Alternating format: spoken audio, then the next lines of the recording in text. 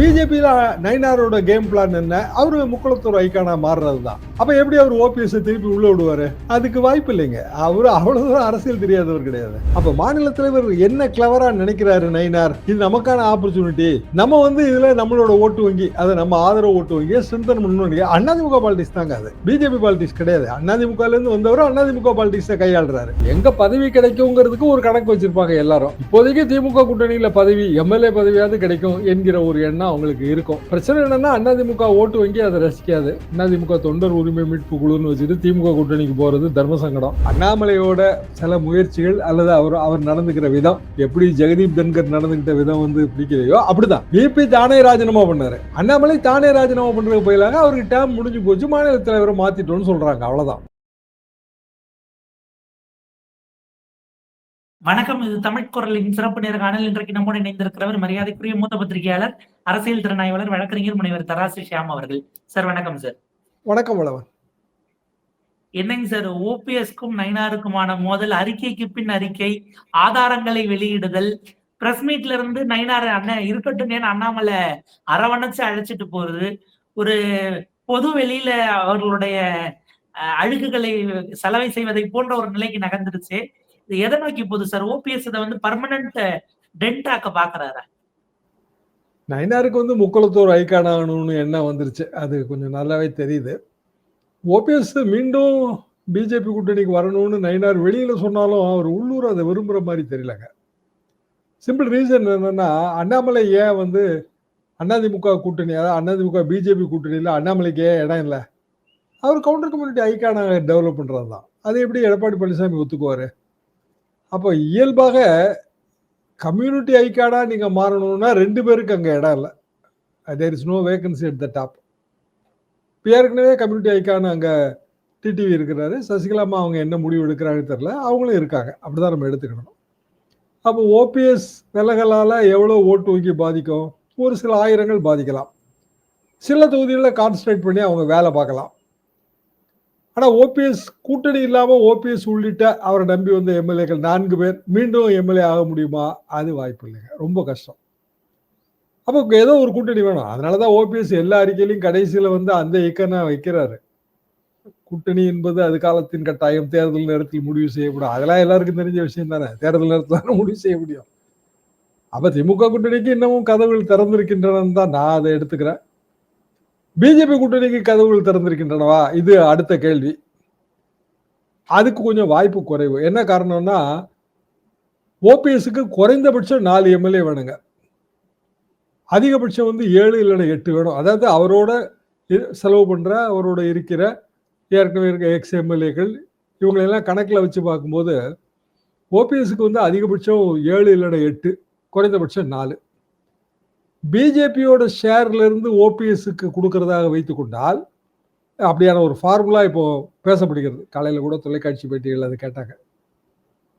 அந்த option, OPS இருக்கிற ஆப்ஷன்ல அந்த ஒரு ஆப்ஷனை அவர் பயன்படுத்துறதுன்னா, பிஜேபிக்கு எடப்பாடி பழனிசாமி எவ்வளவு இடம் கொடுத்துருவாரு?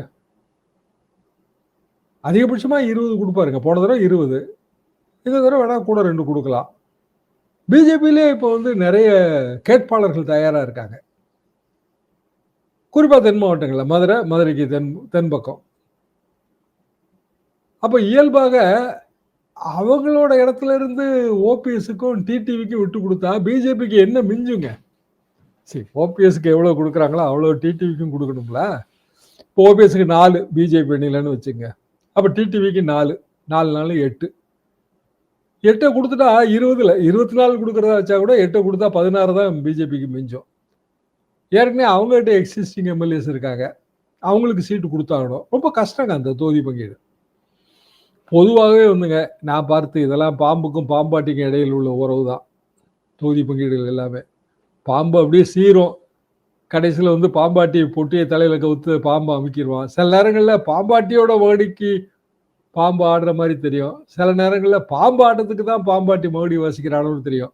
நீங்க இந்த அரசியல் வாக்கு அரசியல் இருக்கிற கூட்டணி எல்லாமே எப்போதுமே பாம்புக்கும் பாம்பாட்டிக்குமான, எல்லா கூட்டணிகளும் பாம்புக்கும் பாம்பாட்டிக்குமான அந்த உறவு தான். இப்போதைக்கு ஓபிஎஸ் ஸ்டாண்ட் என்ன?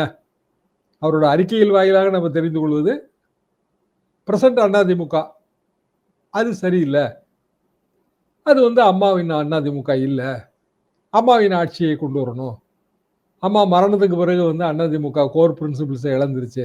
இவர் தானே 21 வரைக்கும் அதே அங்க இருந்தாரு. ரெட்டை தலைமையில இவர் ஒருத்தருங்க. 21, 22 வரைக்கும். அவ 21ல 70க்கு மேல சீட்டு ஜெயிச்சிருக்காங்கன்னா 2 பேரும் இபிஎஸும் ஓபிஎஸும் சேர்ந்த தலைமை தான் அது. அப்போ ஜெயலலிதா மறைவுக்கு பிறகு 4-5 வருடம் கழித்தும் அதிமுக வந்து இன்னும் சோட போகலையே. எம்எல்ஏக்கள் எண்ணிக்கை இருக்குல்லங்க 10 வருஷம் ஆட்சிக்கு பிறகு. அப்போ மறைவுக்கு பிறகு அதிமுக பூஜ்ஜியம் ஆயிடுச்சுன்னு எப்படி சொல்ல முடியும்? 2017 ஒரு தர்ம யுத்தம். அது கொஞ்ச நாள் தான் தாக்கு பிடிச்சாரு, சில மாதங்கள் தான். அப்போ ஏன் பிஜேபி பேச்சை கட்டிட்டு திருப்பி கவர்மெண்ட்டுக்குள்ள போனாரு? பதவி இல்லாம அவரால் இருக்க முடியாது, அதுதான் அதோட சிக்கல். அப்ப 2021லேருந்து கிட்டத்தட்ட 25 வருஷம் பதவியிலே இருந்துட்டு பதவி இல்லாம இருக்கிறதுங்கிறது கஷ்டம். எல்லா அரசியல்வாதிக்கும் அப்படிதான். அப்ப எங்க பதவி கிடைக்குங்கிறதுக்கு ஒரு கணக்கு வச்சிருப்பாங்க எல்லாரும். இப்போதைக்கு திமுக கூட்டணியில பதவி, எம்எல்ஏ பதவியாவது கிடைக்கும் என்கிற ஒரு எண்ணம் அவங்களுக்கு இருக்கும். பிரச்சனை என்னன்னா அதிமுக ஓட்டு வங்கி அதை ரசிக்காது. அதிமுக தொண்டர் உரிமை மீட்பு குழுன்னு வச்சுட்டு திமுக கூட்டணிக்கு போறது தர்ம சங்கடம். அதை அவர் தாண்ட வேண்டும். அது எப்படி தாண்ட போகிறாருங்கிறத நம்ம பொறுத்திருந்து பார்க்கணும். இப்ப நேற்றைக்கு விவாதத்தில் வந்த வலதுசாரிகள் அல்லது ஆர்எஸ்எஸ் சார்புடையவர்கள் அவங்க ஒரு தேரி சொல்றாங்க. நயினார் பண்ணது அப்படிங்கறத ஓபிஎஸ் எப்படி பாக்குறாருன்னா, எடப்பாடி அவர்களுடைய ப்ரப்போசலா தான் நயினாரை தலைவரா போட்டிருக்கிறாங்க, ஜெல்லாகும்னு. சோ இவங்க 2 பேரும் ஒருங்கிணைச்சு தனக்கு எதிரான வேலைகளை செய்வதா ஓபிஎஸ் கருதுறாரு. ஆனா அண்ணாமலை இதை வந்து பெருசுபடுத்த வேண்டாம்னு, இது வார்த்தையை விட்டுறக்கூடாதுன்னு கொண்டு போறதை பார்த்தா நாளைக்கு இபிஎஸ் கடைசி நேரத்துல பெட்ரையல் பண்ண ஆப்ஷன் இருக்கட்டும்னு அண்ணாமலை நினைக்கிறார் அப்படின்னு பேசுறாங்க. அது பொருந்துதா அந்த ஒரு தியரி? எனக்கு அவ்வளவு பொருந்துமா தெரியலங்க. ஏன்னா அண்ணாமலையை பொறுத்த வரைக்கும் இன்னைய தேதிக்கு தமிழ்நாடு பாலிடிக்ஸ்ல அவருக்கு எந்த சே இல்லை. பிஜேபி பாலிடிக்ஸ்ல தேசிய அளவுல வந்து அவருக்கு ஏதாவது பதவி கொடுப்பாங்களா? அது புதிய தேசிய தலைவர் வரும்போது தான் நமக்கு தெரிய வரும். அப்போதும் அவர் வேற மாநிலத்துக்கு அவர் ஷிஃப்ட் பண்ணாங்க அப்படின்னா, பார்வையாளராகவோ ஏதாவது ஷிஃப்ட் பண்ணாங்கன்னா இங்க அவருக்கு எந்த விதமான ஒரு வாய்ப்பும் இல்லை. அவர் தன்னோட இருப்பை தக்க வச்சுக்கிறதுக்கு அவர் கிரிக்கெட் ஆடுறாரு, அப்புறம் வந்து இயற்கை வேளாண்மை பற்றிய கருத்தரங்களை கலந்துக்கிறாரு. இப்படி அவர் இருப்பதான் காட்டிட்டு இருக்கிறாரு. சில பத்திரிகைகள் இந்த செய்திகளை போட்டுக்கிட்டு இருக்கு. இதை தாண்டி அதுல வேற ஒண்ணும் இல்லை. தீரன் சின்னமலை நிகழ்ச்சியாக இருந்தாலும் எதுவா இருந்தாலும் அது பொலிட்டிக்கல் சர்வைவல் அல்லது நமது இருப்பை நம்ம காட்டிக்கொள்ளணும், இவ்வளவுதான் அதுல பாயிண்ட்டுங்க. அதிமுக பிஜேபி கூட்டணிக்கு அமித்ஷா தான் அழுத்தம் கொடுத்தாரு, அமித்ஷா மிரட்டிட்டாரு எடப்பாடி அப்படின்னா, எடப்பாடி வந்து அண்ணாமலை நீக்க வேண்டும்ங்கிற அந்த டிமாண்டை வச்சு ஏன் அமித்ஷா ஏத்துக்கிட்டாரு? அது ஒண்ணும் இல்லைங்களா. அமித்ஷா வந்து ஒரு ஹோம் மினிஸ்டர் ஆஃப் இந்தியா. அவர் எதுக்கு மாநில தலைவர்? அது எங்க கட்சி விவகாரங்க என்று தானே சொல்லணும். அப்ப அதிமுக கூட்டணி ரொம்ப வேல்யூவேஷன் உள்ள கூட்டணி அப்படின்னு அமித்ஷா நினைக்கிறாரு. அப்படின்னா அண்ணாமலை தலைமையில பிஜேபி வந்து ஒரு கணிசமான ஓட்டு வாங்கியிருக்க. இந்த ஓட்டை நம்ம ஸ்பிளிட் பண்ணி பார்த்தோம்னா இப்ப இருக்கிற எக்ஸிஸ்டிங் எம்எல்ஏக்கள் அநேகமா ஜெயிச்சிருவாங்க பிஜேபி எம்எல்ஏக்கள். அப்ப இன்னும் 2-3 எம்எல்ஏ ட்ரை பண்ணலாம். ஸோ 4 பேர் இருந்தாங்கன்னா அது 6 ஜெயிச்சா கூட பெரிய வெற்றி தானே. ஆனா தனி அணியா கலங்கன்னு இருப்பாங்கல்ல. 2014 தனி அணிங்க 18% ஓட்டு வாங்கியிருக்காங்க. இப்ப தனி அணியா கலங்கன்னு காண்பதுங்கிறது நல்லது தானே. அப்ப எடப்பாடி என்னதான் வலியுறுத்தினாலும் எதுக்கு வந்து அண்ணாமலையை தியாகம் பண்ணணும்? அது வேற மேட்டர் இருக்குங்க. சரி, அண்ணாமலையோட சில முயற்சிகள் அல்லது அவர் நடந்துக்கிற விதம், எப்படி ஜெகதீப் தன்கர் நடந்துகிட்ட விதம் வந்து பிடிக்கலையோ அப்படிதான் பிபி தானே ராஜினாமா பண்ணாரு. அண்ணாமலை தானே ராஜினாமா பண்றதுக்கு போயிலாங்க. அவருக்கு டேம் முடிஞ்சு போச்சு, மாநில தலைவரை மாத்திட்டோம்னு சொல்றாங்க, அவ்வளவுதான். எப்போதுமே லீடர்ஷிப் லைனை ஒட்டி போகல அப்படின்னா இந்த ஆபத்து உண்டுங்க. அரசவையில நீங்க நீடிக்கணும்னா அரசன் என்ன சொல்றானோ அதுக்கு தானே நீங்க கேட்டு நடக்கணும். அரசனுக்கு மாற்று கருத்தெல்லாம் சொல்ல முடியாதுல்ல. அண்ணாமலை அரசனுக்கு மாற்று கருத்து சொல்லி இருக்கிறாரு. எனவேதான் வந்து மோடியும் சேர்ந்து அவரை கைவிட்டு இருக்காரு.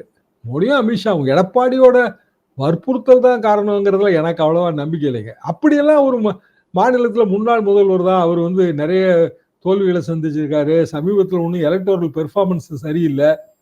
அப்ப அவர் வந்து ஒரு கட்சியோட மாநில தலைவரை மாத்தணும், அப்பதான் நாங்க கூட்டணி சேருவோம்னு அப்படி நிபந்தனை வைப்பதும், அந்த நிபந்தனைக்கு மத்திய பாரதிய ஜனதா ஒத்துக்கொள்வதுங்கிறது எனக்கு என்னமோ ரொம்ப வினோதமா தெரியுது. அது வாய்ப்பு இல்லை. ஒரு சின்ன உதாரணம், கேரளா கன்னியாஸ்திரி. பெயில் கொடுத்தாச்சு. பெயில் கொடுக்கும்போது கேஸு மிஸ்டேக் ஆஃப் ஃபேக்ட்ங்கிற மாதிரி வேற கோர்ட்ல சொல்லிட்டாங்க.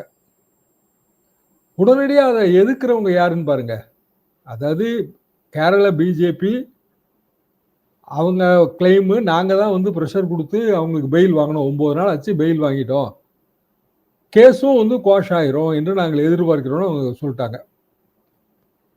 மத்திய பிஜேபி சம்மதம் இல்லாமல் இது நடந்திருக்காது. சத்தீஸ்கர் பிஜேபி இதில் இன்வால்வ் ஆகுது. ஆனாலும் இந்த மாதிரி கோர் பிரின்சிபல் மேட்டர்ல மிகப்பெரிய அளவுக்கு எதிர்ப்பு குரல் சங் பரிவார அமைப்புகள்ட்ட இருந்து வருது இல்ல, பப்ளிக் ஸ்பியர்ல வருது இல்ல, பொதுவெளிக்கு வருது. அப்போ ஒரு கூட்டணிக்காக ஒரு மாநில தலைவர் அவர் மாநிலத்தில் பெரிதும் பாடுபட்டு இருக்காருங்கிறது அனைவருக்குமே தெரியும். தேர்தல் வரப்போகுது.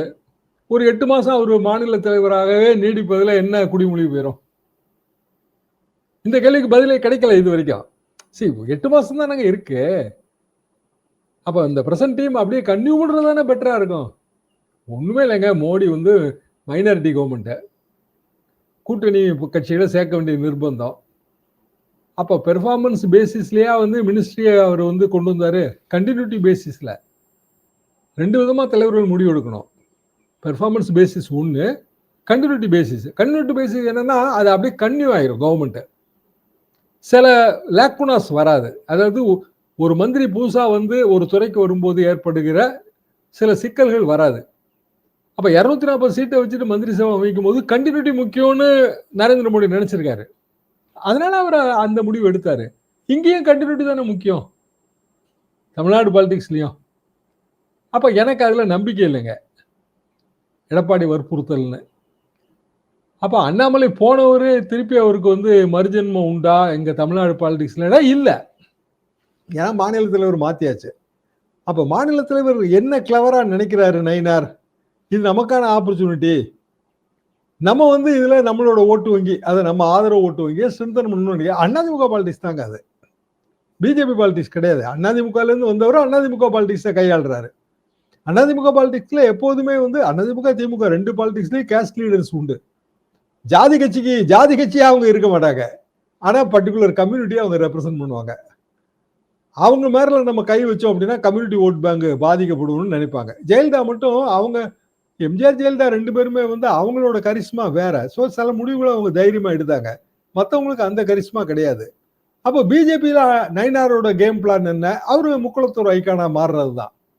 அப்ப எப்படி அவர் ஓபிஎஸ் திருப்பி உள்ள விடுவாரு? அதுக்கு வாய்ப்பு இல்லைங்க. அவரு அவ்வளவு தூரம் அரசியல் தெரியாதவர் கிடையாது. மிக நிச்சயமாக சார். 2026 ரொம்ப ஏர்லியாவே ஸ்டார்ட் ஆன மாதிரி இருந்தது. இப்ப எல்லாரும் பயணத்திற்கு வரப்போகிறார்கள்ங்கிற செய்திகளும் வந்து கொண்டிருக்கிறது. பிரேமலதா ஒரு பக்கம் லான்ச் பண்ணியிருக்கிறாங்க. நேற்றைக்கு விஜய் வருவதற்கான சூழல் இருக்கிறது. சீமான் அவர் வேறு விதமா போயிட்டு இருக்காரு. சோ ஒரு விறுவிறுப்பான மழைக்காலத்துக்கு முன்பாகவே எல்லாமே களை கட்டுதுன்னு நம்ம பார்க்கலாம். அடுத்தடுத்த நிலைகளையும் பேசுவோம். உங்க நேரத்துக்கு மிக்க நன்றி சார்.